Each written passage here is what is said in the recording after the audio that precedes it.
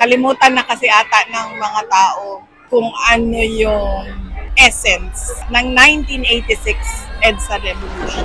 Yung mga nagmamarsya o magmamarsya bukas, nag-organize bukas, hindi nila talaga alam kung ano ba talaga yung mensahe nila sa taong bayan.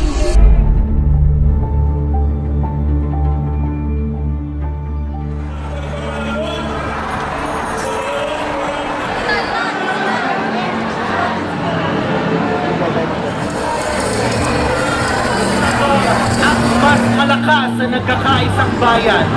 Tayo po ang people power na nagbantay at nagbabantay sa demokrasya.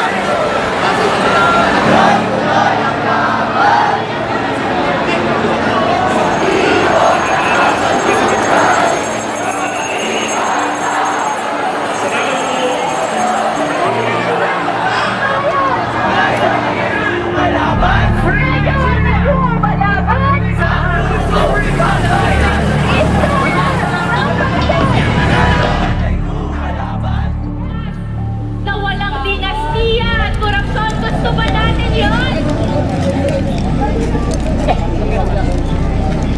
Magpanagon! Lahat ng sampot! Artista ng bayan! Ngayon ay lumalaban! Ngayon ay lumalaban! Artista ng bayan!